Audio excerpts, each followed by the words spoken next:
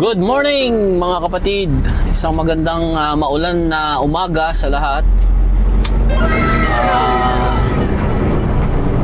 Tuloy na yung biyahe pabalik ng Winnipeg after nung nangyari kagabi sa pinakita ko na video na habang nagdadrive ako sinabugan ako ng gulong. Oh no! Yung drive tire ko sa front axle, yung nasa loob sa bandang kanan, passenger side, sumabog siya. Nagulat nga ako sinuwerte ako dahil nung after ko nang ma-overtaken yung RV, may in-overtaken kasi ako ng RV medyo umulan-ulan kagabi, maambon lang naman, mahina. After ko siyang ma-overtaken, tsaka sumabog yung gulong ko. Kung nagkataon na nasa tapat ko pa lang siya, nag-overtake ako, sumabog yung gulong ko dyan, yung tapalodo ng gulong, yung front axle kasi ng drive ko, may tapalodo na plastic yan, na may bakal. Yun yung nag-hold dun sa plastic na tapalodo. Plastic kasi ang tapalodo nito para hindi matalamsik sa cab yung dumi. So nawasak yun dahil sa lakas ng sabog nung gulong, nawasak yun. At yung mga parts nun sigurado nagtalsikan. Kung nasa tapat ko yung RV na hindi naman may hinihila siyang RV, pick-up siya na maliit, baka nagtalsikan sa kanya yung mga plastic material at kung ano pa, o baka nagulat siya, di ba? Accident waiting to happen, Oh no! Buti na lang at nakalampas na ako at nakabalik na ako sa linya ko nung sumabog yung gulong ko. Nice. Nakita nyo nga doon, di ba? Natanggal yung plastic cover. Nahati na sa kalahati, nagkagutay-gutay. So, dito sa Canada, ang mga driver wala kaming daladalang mga tools pangpalit ng gulong. Hindi namin trabaho. Hindi inaasa sa aming mga driver yung pagpapalit ng gulong. Alam ko dyan sa atin, marami akong nakikita dati, yung driver tsaka pahinante, sila yung nagpapalit ng gulong. May dala silang extra gulong, may mahahabang tubo, may mga jack silang dala. Sila mismo ang nagpapalit pag nagkaroon sila ng flat tire. Dito hindi.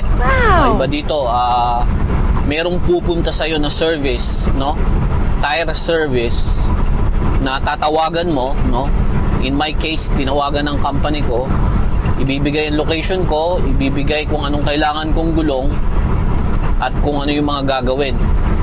Hindi lang yan sa gulong, pati sa kung may breakdown ka, may hose na problema, ayaw umandar ng truck mo, lahat ng problema na may kinalaman sa truck at hindi ka na makapag-drive, merong tatawagan na mekaniko. So yung nangyari sa akin, tire man, para magpalit ng gulong ko. So ganun dito, mabilis lang. Sabi sa akin nung dispatch ko, nung tumawag ako, 90 minutes, pero 45 minutes nandun na siya. Dumating na siya and napalitan niya after 20 minutes lang yata napalitan niya na yung gulong ko ng bagong gulong. Kumpleto ng gamit yan, nandun sa pickup truck niya, yung mga kakailanganin niya para palitan yung gulong. So, yun ang kaganapan kagabi. Hindi ko na masyado na i-video yung iba kasi medyo madilim. I don't know kung check ko pa mamaya. Hindi ko pa na-check yung video. And then after nun, dahil saktong-sakto lang yung oras ko, naubos ngayon yung driving time ko. Nasa gilid ako ng kalsada. And this is the first time na naubos yung driving hours ko na nasa gilid ako ng kalsada. So, kailangan kong umalis doon at pumunta sa isang safe place, ano? Pumunta sa parking rest area or parking lot or sa truck stop. So, hindi ko alam, nagkaroon ng lapses siguro sa part ng kausap ko. Kasi ang kausap ko sa kabilang linya ng telepono is dati siyang trainer sa company namin, ano. At ngayon siya na yung nagmamanage ng shop namin. Parang shop supervisor siya, no? Kapag may mga kailangan sa shop or ganito, may mga pangyayari sa daan na emergency, kailangan ng may makausap at kumuha ng saklolo ng help, ano, siya yung sumasagot. And then since wala akong driving hours na, no, hindi ko alam paano ko magdadrive na kahit ma-check ako is legal. So since nasa linya siya, tinanong ko siya, sabi ko, ano bang pwede kong gamitin? Pwede ko bang gamitin yung personal conveyance ko? And then sabi niya, parang nag-isip siya, and then sabi niya, oo, mag-offline ka, and then choose personal conveyance, and then mag-note ka ron na naubos yung oras mo, pinalitan yung gulong, and then you need to go to a safe place to park for the night. So yun ang ginawa ko. So pagka gising ko kaninang umaga, nung nag-login na ako, so alam na ng opisina na gising na ako, tinawagan ako ng safety manager namin. Actually yung dispatch namin tumawag sa akin. Kasi minesig siya nung sa safety namin, sa compliance office namin, minesig siya na bakit ginamit ni Jen yung personal conveyance niya. Kasi ang personal conveyance, yan yung ano, gagamitan mo lang personal, no?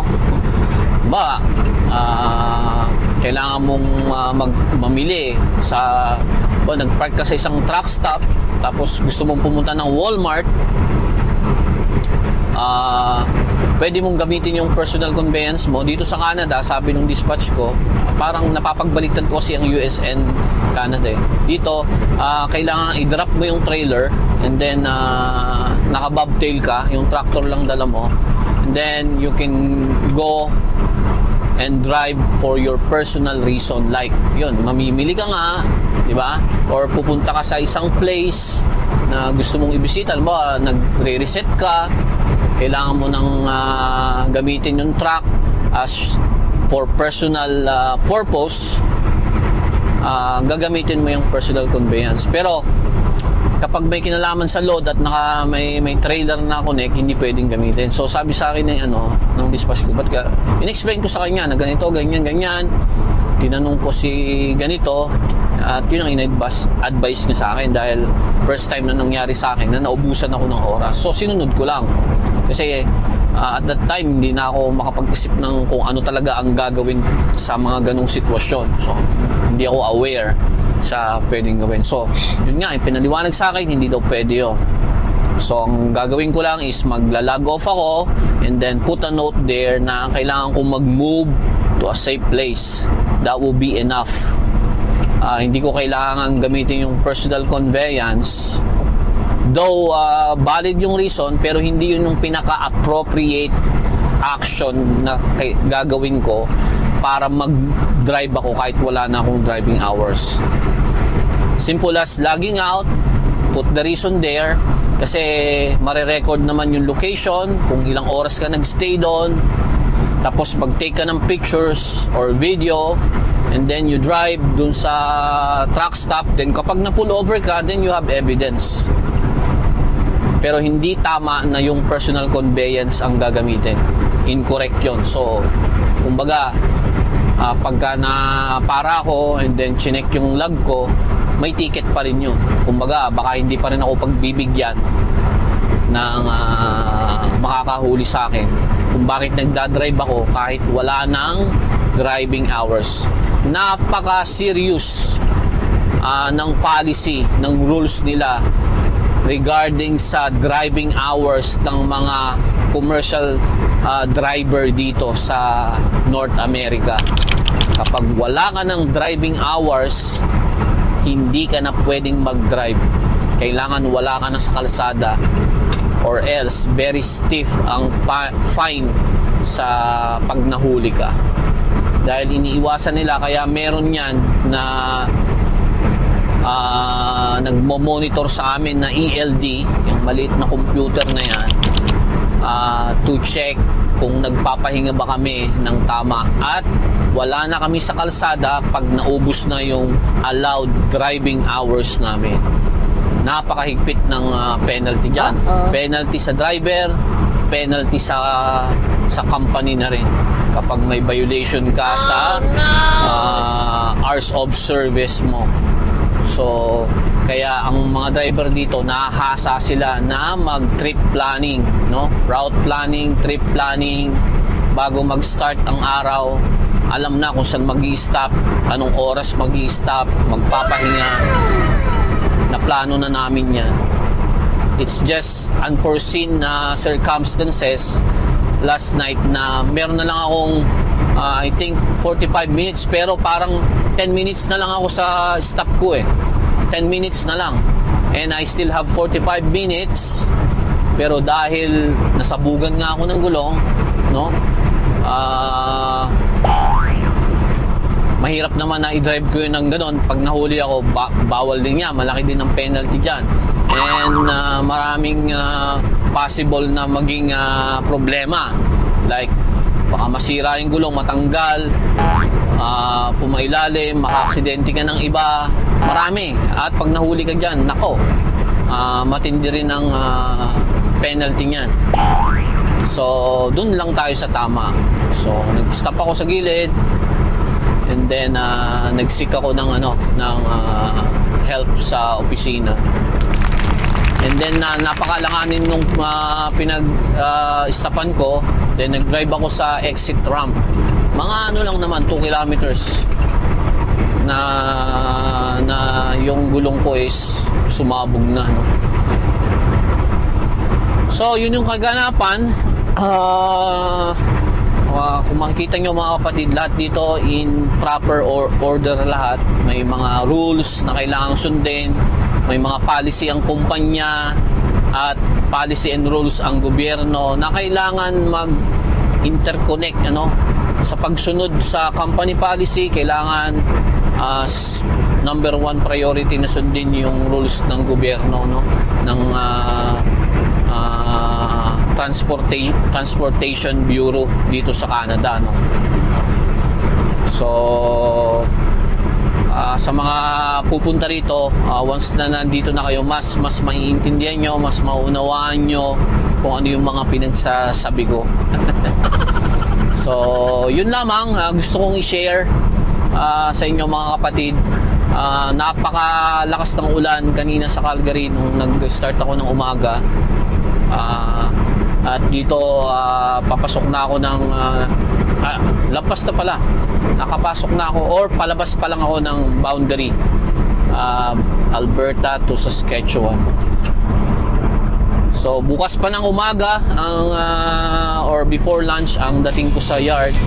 Hindi kaya ngayon kasi naabala kahapon. So yun na lang, tuloy-tuloy ang ating biyahe. Kita-kita tayo maya-maya lang.